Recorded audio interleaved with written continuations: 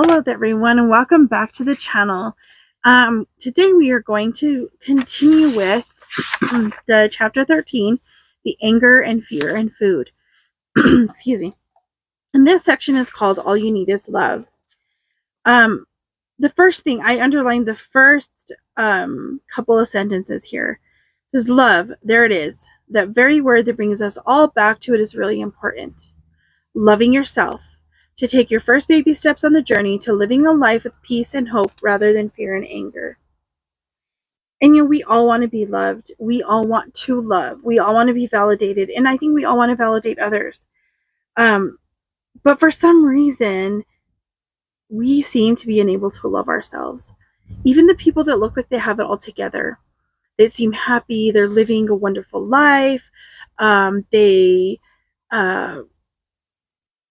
have things that maybe you don't have. We look at it like, wow, they have this great job. They make a lot of money. Excuse me.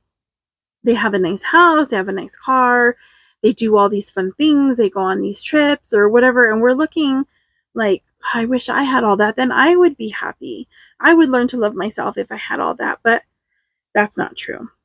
Because those things don't bring true joy or love for ourselves. A lot of times, I'm not saying those people don't love themselves, because I'm sure there are some who do, but a lot of times those people are very much like us who struggle with the idea of loving ourselves. Because sometimes, like, I look around and I'm in a very small space, like I've shared before. Every situation, everything that happened that brought us here to this situation here was not planned, was not something that me and my husband ever thought would happen. This was not where we saw ourselves in our mid-40s. And it's really hard sometimes to accept the fact that this is where we are and this is what situation we're in. And because it's taken, for me, and I think even for my husband sometimes, a while to accept that this is it right now. It doesn't mean this is forever. This doesn't mean that our situation will never change. And it's just that right now this is what it is. And for whatever reason, when he prayed years ago for an answer for some situations that were happening already, this is where the Lord led us. And I think there is some very good reasons why he led us here, but there has been some really hard lessons as well. And those lessons have made it sometimes even harder to love myself and for him to love himself. I know we both struggle with these things. We both struggle with social anxiety. And more so, I think for me, I am more social than he is. I will go out more than he does. But a lot of that came from, I wanted to please the people I was around. So when I was around, like, with my mom all the time, she loved going out. She loved doing things out of the house, and she wanted to go out to eat a lot. And I do enjoy that. I do enjoy going and doing stuff with people, but it has to be certain people.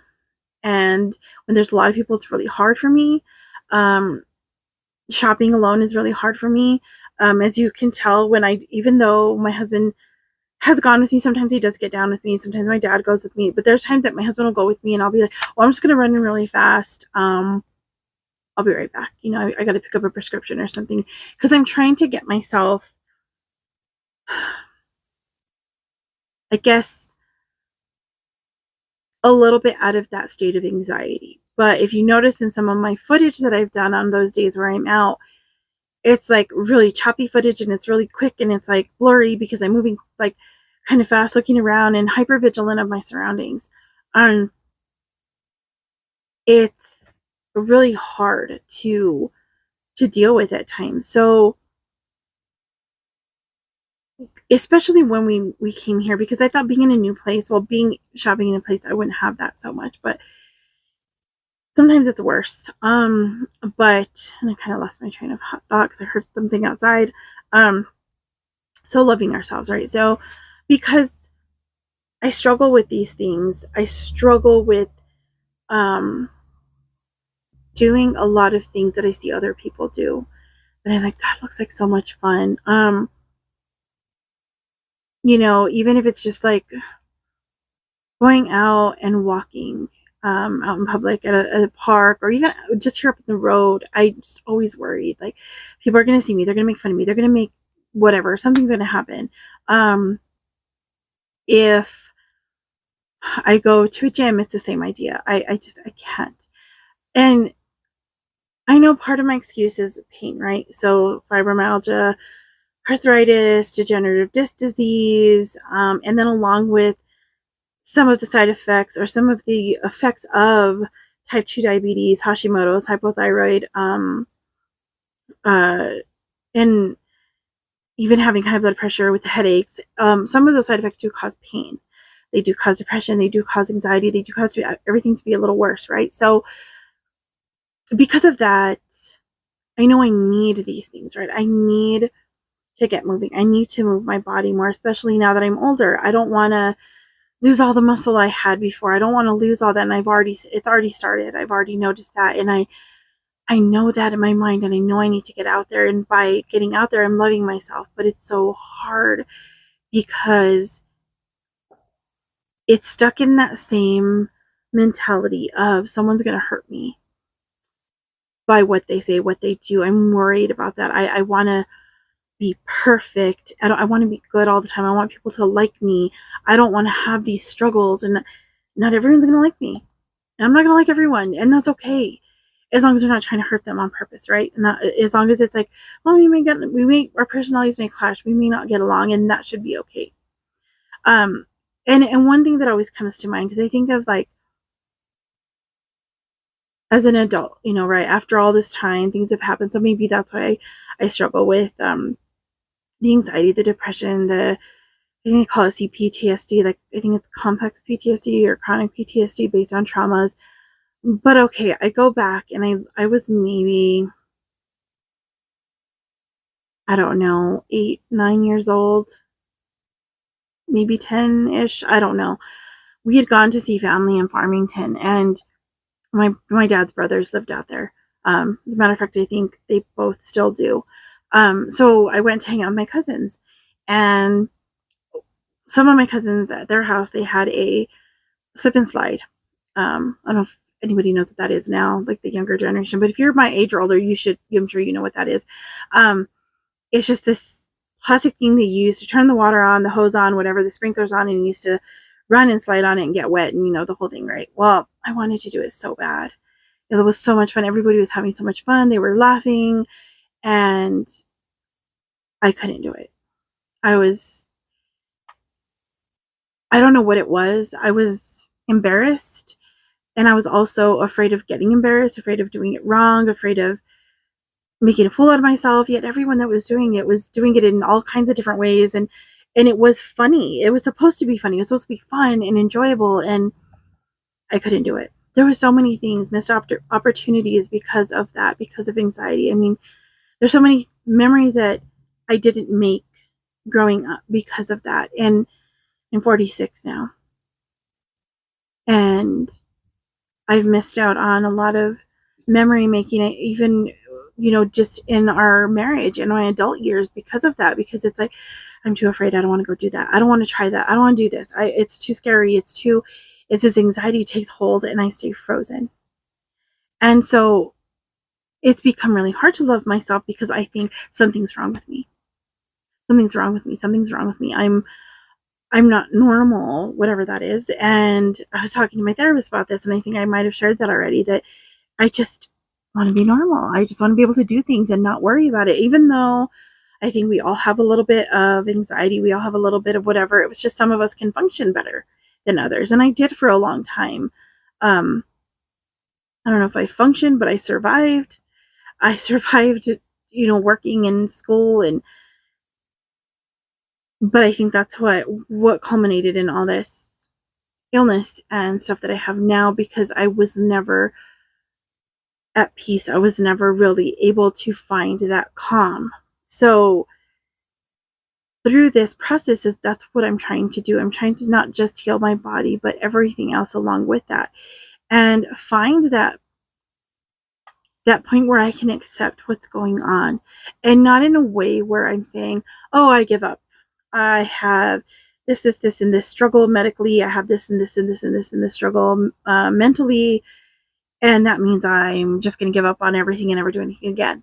That's not what I'm looking for. I've come to the realization that in recent years that I would rather know what is going on with me physically and mentally, and then be able to change it just a little, or at least learn to cope with it in a way that I take the steps that I need to take. That means you need to rest, which I have a hard time with. If you need a nap, you need a nap. If it's there's a phone call coming in, so I will get back to this in a little bit. Hey everyone, I'm back. My dad called, so I took that phone call, and now I'm going to try to finish the rest of this chapter. So I was talking about loving yourself. Well, this is the next thing that I highlighted here. It was loving yourself is a work in progress. You will never be finished. Love is always something that must be nurtured.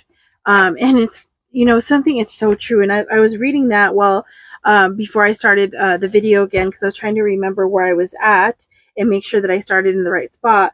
And I know I've talked about this in another video, journaling videos, but this is my commonplace book, and I finally decorated it a little bit. I just did this today.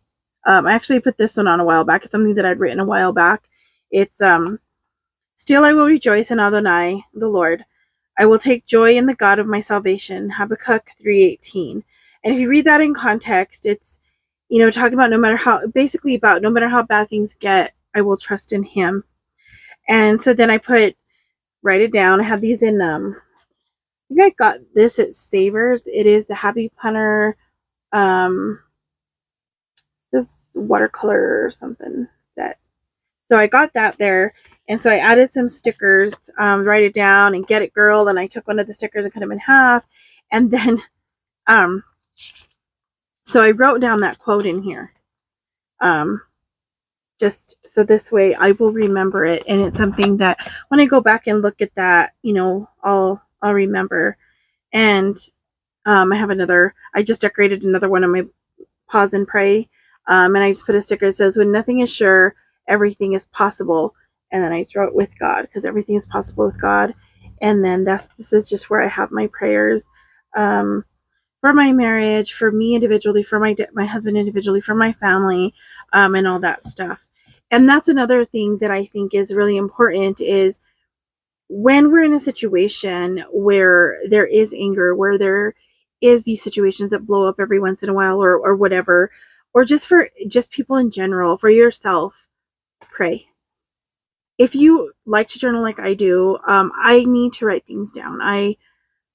If I don't write them down, it seems like they still get stuck inside, and I still, worry about it and whatever. So writing down my prayers has been something that I've done in the past, and I was going to do that in a bigger journal, but then when I started doing these commonplace ones, I thought, hey, this is a perfect idea. A small commonplace journal, so I can take this with me everywhere, and I could remember what I'm praying for, or if something happens, I can write it right away as a prayer, and then later on, I will go back and mark them as answered prayers, or what was going on. I've also written in scripture in here, and so like after the prayers, and I've only done one prayer in here so far, but it's something that I can have when I need to write things down, and that's part of loving ourselves, I think, is seeking God and going to him, and understanding that you are his child. He loves you, and